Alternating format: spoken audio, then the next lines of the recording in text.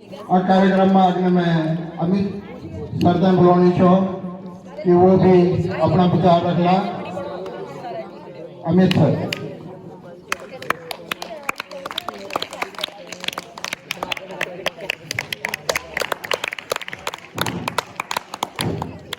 धन्यवाद सर। माँ शारदे को नमन। सम्मानित प्रधानाचार्य जी, विद्वान अध्यापक साथी, अध्यापिका बहनें, यहाँ पर उपस्थित सभी एसएमसी एसएमडीसी के अध्यक्ष, सचिव, सदस्यगण, अभिभावक, कार्यालय कर्मचारी और प्यारे बच्चों, आज 24 दिसंबर का दिन और आज ही के दिन उत्तराखंड की इस पवित्र देवभूमि पर एक ऐसे महापुरुष का जन्म हुआ जिन्होंने महात्मा गांधी जी को पुनर्जीवित किया। नाम है श्री इंद्रमणि बडोनी जी। पूरे उत्तराखंड में हम सब उनके जन्म दिवस को उत्तराखंड लोक संस्कृति दिवस के रूप में मनाते हैं। आप और हम सब यहाँ उपस्थित हैं श्री इंद्रमणि बडोनी जी के जन्म दिवस और उत्तराखंड लोक संस्कृति दिवस मनाने के लिए मैं सर्वप्रथम आप सबको हार्दिक बधाई और शुभकामनाएं देता हूँ उत्तराखंड लोक संस्कृति दिवस की। और अपनी बात रखने से पहले अपना परिचय मैं एक बार देना चाहूंगा। हालांकि सर ने बता ही दिया है, मेरा नाम अमित कुमार, मैं राज्य के इंटर कॉलेज धारी ढूंढसिल में सहायक अध्यापक हिंदी के पद पर कार्यरत हूँ, मतलब हिंदी पढ़ाता हूँ। यहाँ पर एसएमसी एसएमडीसी प्रशिक्षण में सम्मिलित हुआ हूँ और अब आपके बीच में यहाँ उपस्थित हूँ। मैं दो बातें करूंगा, एक इंद्रमणि बडोनी जी को लेकर के, एक लोक संस्कृति को लेकर के। उससे पहले मैं सम्मानित प्रधानाचार्य जी का और पूरे विद्यालय परिवार का धन्यवाद देता हूं कि आपने जो इस शुभ अवसर पर मुझे भी दो बात कहने का यहाँ पर अवसर दिया। मैं पहली बात करता हूं इंद्रमणि बडोनी जी के बारे में। बच्चों, आपने सुना होगा कि प्रत्येक बच्चे में, प्रत्येक छात्र में या प्रत्येक व्यक्ति में एक प्रतिभा होती है, एक हुनर होता है, एक योग्यता होती है। सबने सुना होगा। फिर बहुत सारे उदाहरण आपको दिए गए होंगे। सचिन का नाम लिया गया होगा, विराट कोहली का नाम लिया गया होगा, लता मंगेशकर का नाम लिया गया होगा, ना सानिया मिर्जा का नाम लिया गया होगा कि एक प्रतिभा है। मैं इस बात को गलत मानता हूँ। किसी भी छात्र में एक प्रतिभा नहीं होती, एक व्यक्ति में एक प्रतिभा नहीं होती, अनेक होती है, बहुत सारी होती है। आप सोच के देखिए कि हम देख भी सकते हैं, सुन भी सकते हैं, बोल भी सकते हैं, यह भी एक योग्यता है। तो एक योग्यता कैसे हो सकती है? संभव ही नहीं है।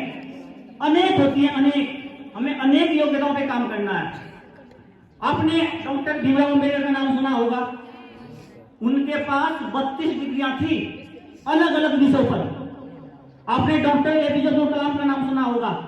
उनके पास 40 डिग्रियां थी अलग अलग विषयों पर। तो यदि एक ही योग्यता आदमी में होती है, वो एक ही क्षेत्र में काम कर सकता है, तो उन्होंने कैसे किया? हम सब कर सकते हैं।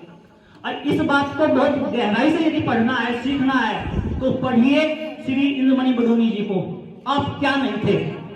आपकी जाति ब्राह्मण थी, आप पूजा पाठ भी क्या करते थे, आप खेती बाड़ी भी क्या करते थे, आप पशुपालन भी क्या करते थे, आप एक अध्यापक भी थे, आप एक लेखक भी थे, आप एक चित्रकार भी थे, और उसी के साथ साथ आप गायक भी थे, और एक नाटक मंडली के हेड भी थे आप, और सबसे बड़ी बात, आप एक राजनेता भी थे, और उन सबसे बड़ी बात है कि आप एक अच्छे व्यक्ति भी थे। तो मतलब कितनी योग्यताएं उनके पास थी। और हम बच्चों को सिखाते हैं, कहते हैं कि एक आदमी में, एक छात्र में एक योग्यता होती है। गलत सिखाते हैं मेरे अनुसार। एक योग्यता नहीं होती, बहुत सारी योग्यताएं होती हैं। सानिया मिर्जा को क्या खाना बनाना नहीं आता क्या? आता है, तो वो अलग योग्यता है। तो हमें हर योग्यता पे काम करना है। हमारा नाम न जाने किस योग्यता में आगे आ जाए। श्री इंद्रमणि बडोनी जी के बारे में, जब वो राजनेता थे, 3 बार विधायक रहे, हमारी जो विधानसभा के ऊपर आ गए यहाँ से, तब उत्तराखंड नहीं हुआ करता था। एक राजनेता, मतलब उनके विचार कैसे होने चाहिए, सीखने की बात है आज के राजनेताओं को। मैं छोटी सी बात साझा करूंगा आपके साथ, इसलिए क्योंकि हो सकता है कि यहाँ बैठे हुए बच्चे भविष्य के राजनेता हों। बात यह है, 3 बार विधायक रहे, कार्यशैली देखिए उनकी, अकेले चला करते थे, अकेले, और सरकारी गाड़ी का मतलब ही नहीं, पैदल यात्रा किया करते थे। हालांकि लोग विरोध करते हैं कि सड़कें ही नहीं थी उस टाइम, तो वो पैदल ही चलते होंगे, लेकिन जहां पर सड़कें थी वहां भी पैदल चलते थे। सरकारी पैसे का दुरुपयोग नहीं। और जब व्यक्ति उनसे मिलने आते थे तो नाराज होते थे कि क्यों आए मेरे पास मिलने के लिए। वो कहा करते थे कि ये छोटे बच्चे, अक्सर 5 तक के बच्चे, इनको बातें करने दो, तो क्योंकि उनकी जब बातें आएंगी तो उसका आनंद लेंगे, ये बड़े बच्चे सुनेंगे बात को, आप समझदार बनिए बेटा। तो वो कहा करते थे कि आप मेरे से मिलने क्यों आए, उन्हीं के वाक्य है, मेरे नहीं है, कि आप मेरे पास खबर भेजते, मैं खुद आता, मैं आपका सेवक हूं, आप मेरे मालिक हो। मालिक का बेटी सेवक के द्वार पे नहीं आता, सेवक मालिक के द्वार पे जाता है। और जो आज के हमारे राजनेता हैं, विचारधारा देखिए, आप किसी से मिलिए, फोन कीजिए, रास्ते में चलते चलते मिलिए, कहेंगे घर पे आना, कहेंगे ऑफिस में आना, कहना उस आदमी के पास जाना। इंद्रमणि बडोनी जी कहते थे खबर भेजो, मैं आऊंगा, अपना काम देखो। जब किसी गांव में जाते थे, अकेले आए, 1-2 व्यक्ति उनके परिवार के, उनके साथी, आज देखो 30-35 आदमी उनके साथ आते हैं जो आज के राजनेता हैं। हमारे गांव में आए 30-35, यहां से बोलिए, अगले गांव में गए वो 60-70 हो गए, अगले गांव में गए तो वो 100-150 हो गए। जिसके यहां जाएंगे पानी पिलाते पिलाते आफत आ जाएगी। और उन लोगों ने अपना काम छोड़ दिया। श्री इंद्रमणि बडोनी जी अकेले आते थे, मेरे घर में आए, मेरे से मिले, बातें हुई, और जब अगले घर जाते थे तो पीछे पीछे चलते ही हैं, क्या रुको, यहीं पर काम देखो, अपने खेतों में काम करो, अपने पशुओं को देखो, ये उनके विचार थे। और छोटी सी बात वही कहते थे, उनका कहना यह था कि मेरे साथ 30-35, 70, 50 आदमी चलेंगे। मान लीजिए आज एक राजनेता के साथ 100 आदमी चल रहे हैं, एक गांव में 4-5 घंटे उनके साथ रहते हैं।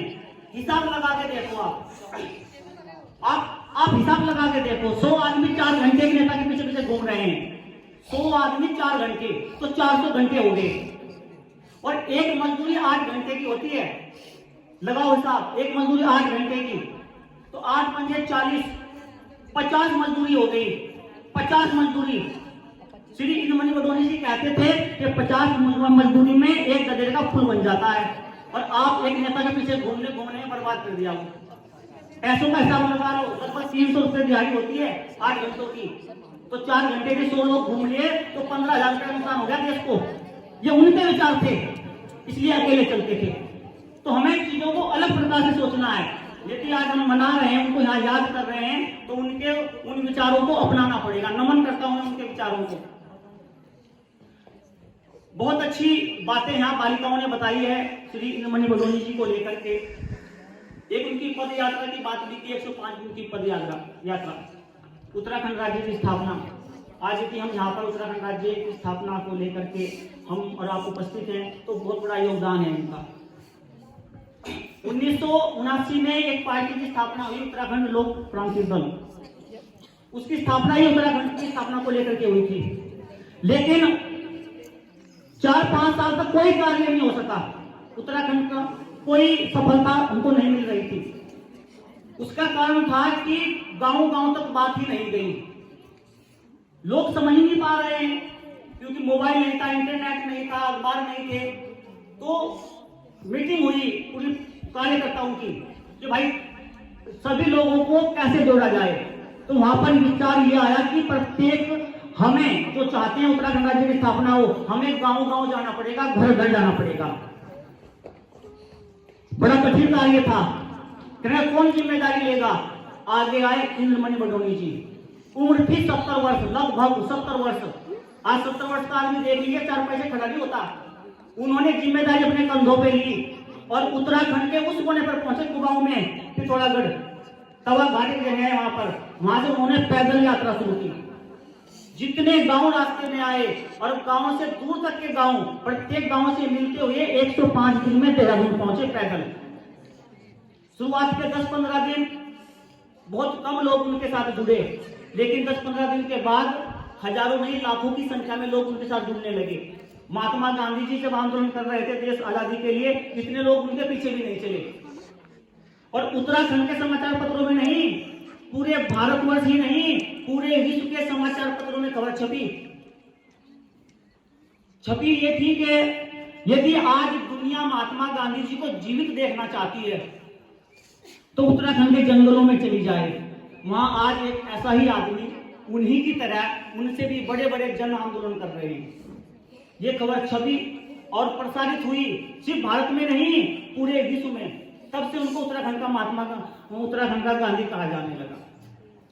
और ये कार्य उन्होंने किया 70 वर्ष की आयु में, जब आदमी एक घर से दुकान तक जाने में भी डंडा लेके चलता है, सिर्फ इसलिए ताकि हमको एक अलग राज्य मिले, हमारे क्षेत्र का विकास हो सके।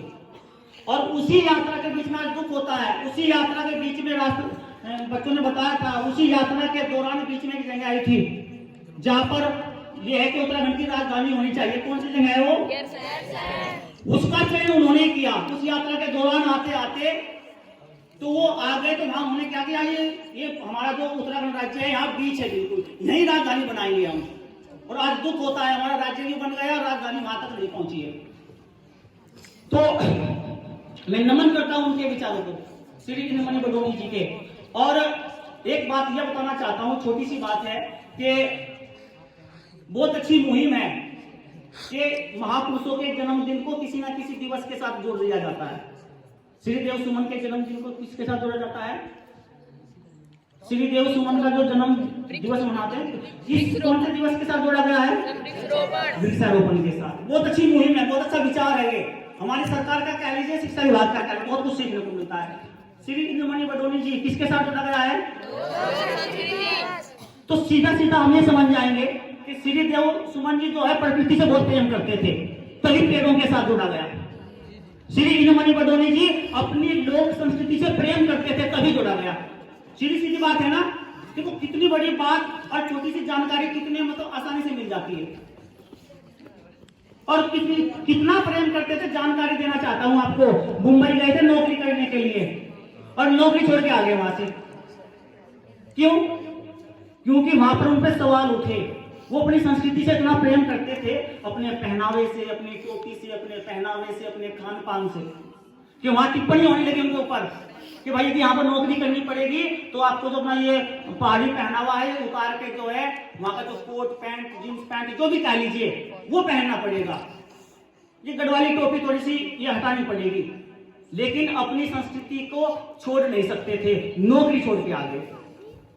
आज कोई ऐसा आदमी मिलेगा कि किसी को कोई कहे कि भाई अपनी संस्कृति छोड़ दो, नहीं तो नौकरी छोड़ दो? एक नहीं मिलेगा। इतना प्रेम था अपनी संस्कृति से, अपनी लोक संस्कृति से, अपनी पहाड़ की संस्कृति से। और इसीलिए लोक संस्कृति दिवस मनाते हैं उनके जन्म दिवस पर। तो नमन है उस व्यक्ति के विचारों को। और फिर यहाँ पर आकर के भेड़ पाली उन्होंने, अच्छी नौकरी छोड़ करके भेड़ पाली उन्होंने यहाँ आकर के फिर, लेकिन अपनी संस्कृति नहीं छोड़ी। मैं नमन करता हूं उनको और आपको शुभकामनाएं देता हूं। और यदि वास्तव में चाहते हो कि फायदा हो तो उनके आदर्शों को अपनाओ, उनके विचारों को अपनाओ। मैं आशा करूंगा कि आप अपनाएंगे। लोक संस्कृति की एक छोटी सी बात कर लेता हूं। लोक संस्कृति ये है कि जो हमारी अपनी परंपराएं हैं, रीति रिवाज है, पहनावा है, खान पान है। मैं यहाँ देख भी रहा हूँ, बहुत अच्छा विचार है। मुझे बड़ी खुशी हो रही है, मेरे विद्यालय में कभी इस प्रकार का आयोजन नहीं हुआ है। तो यहाँ पर इतना प्यार, जो भी मैं पहली बार देख रहा हूँ इस प्रकार का कार्यक्रम, बड़ी खुशी हो रही है मुझे। ये हमारी लोक संस्कृति है। और एक बात याद रखना बेटा, ये पगडंडी, ये कच्चे मकान, ये पत्थरों के मकान, ये पहाड़, ये जंगल, ये गधेरे, ये सब हमारी संस्कृति है। मैं जब बात करता हूँ अपने अध्यापक साथियों से या जो बड़े व्यक्ति हैं उनसे, तो दो विचार आते हैं कि एक संस्कृति गरीब होती है, अमीर होती है। अब विदेश चले जाओ, लोग क्यों जाना चाहते हैं? वहां सुख सुविधाएं हैं, वहां कांच के मकान है, वहां पक्के मकान है, वो उनकी संस्कृति है, क्या स्टाइल है उनका। लेकिन सच बात यह है कि वो संस्कृति नहीं है, वो भौतिक संसाधन है। संस्कृति हमारे रीति रिवाज होते हैं, हमारी परंपराएं होती हैं। और एक बड़ी बात यह है कि जो हमारी अपनी मातृ संस्कृति होती है, मातृ संस्कृति, वही संस्कृति हमें संस्कारी बनाती है। वो कच्चे मकान वाली हो, पगडंडी वाली हो, वो कच्चे फलों से बनी हुई सब्जी हो, जो हमारी अपनी मातृ संस्कृति है वही छात्र को, आदमी को संस्कारी बनाती है। संसार की हर दूसरी संस्कृति आदमी को व्यापारी बनाती है। कोई भी संस्कृति ले लीजिए आप, कोई भी पहनावा ले लीजिए, मेरा अपना पहनावा मुझे संस्कारी बनाएगा, यदि मैं अपना पहनावा छोड़कर कोट पैंट पहनता हूं तो मुझे व्यापारी बनाएगा। मैं अपनी गढ़वाली मेरी मातृभाषा है, मेरी संस्कृति है, हिंदी मेरी अपनी संस्कृति है, इसको छोड़ करके मैं अंग्रेजी सीखता हूं तो मुझको व्यापारी बनाएगी। मैं उसको व्यापार के लिए सीख रहा हूं। तो अपनी मातृ संस्कृति हमें संस्कारी बनाती है और व्यापारी बनाती है दूसरी संस्कृति। तो हमें अपनी संस्कृति छोड़नी नहीं है यदि संस्कारी होना है तो, और व्यापारी होना है तो आपके ऊपर है। दूसरी बात, ऐसा भी नहीं है कि हमको दूसरे की संस्कृति नहीं अपनानी है, अपनानी पड़ेगी। हमको कोट पैंट पहनना पड़ेगा, हमको अंग्रेजी सीखनी पड़ेगी, लेकिन अपनी संस्कृति छोड़नी भी नहीं है। एक संस्कृति आई है, हाथ मिलाने की परंपरा है, विदेशी संस्कृति है। सामने का व्यक्ति आता है, हम हाथ मिलाते हैं, विदेशी संस्कृति है। हमारी अपनी संस्कृति है, हाथ जोड़ के नमस्कार करेंगे। बेशक हमें हाथ ऐसे भी मिलाना है, लेकिन ऐसे हाथ जोड़ने वाला नहीं छोड़ना है। हमें ऐसे हाथ मिला करके उसके कंधे पे ऐसे थपथपाना है, लेकिन अपनी जो पैर छूने की संस्कृति है, छोटे होकर के, और जो बड़े व्यक्ति हैं, जब कोई छोटा पैर छुए तो उसके सर पे हाथ रख के ऐसे, ये हमारी अपनी संस्कृति है, ये छोड़नी नहीं है। और संस्कृति संस्कृति होती है। मैं उस हाथ मिलाने वाली संस्कृति में 100 बुराई निकाल दूंगा अभी, और अपनी हाथ जोड़ने वाली संस्कृति में हजारों अच्छाई गिना दूंगा अभी। लेकिन संस्कृति कोई बुरी नहीं होती, कोई अच्छी नहीं होती, सब बराबर होती है। उनके लिए उनकी संस्कृति मान, हमारे लिए हमारी संस्कृति मान, ठीक है? नहीं, हम अपनी संस्कृति का सम्मान करेंगे। अपनी संस्कृति से हमको प्रेम करना, बिल्कुल अपनी संस्कृति के पोषक बनिए, अपनी संस्कृति के संरक्षक बनिए, और दूसरों की संस्कृति अपनानी है पर अपनी छोड़नी नहीं है। मुझे लगता है कि बहुत समय मैंने ले लिया है। एक बार फिर मैं धन्यवाद देता हूँ सर को और पूरे विद्यालय परिवार को कि आपने मुझे 2 शब्द कहने का मौका दिया।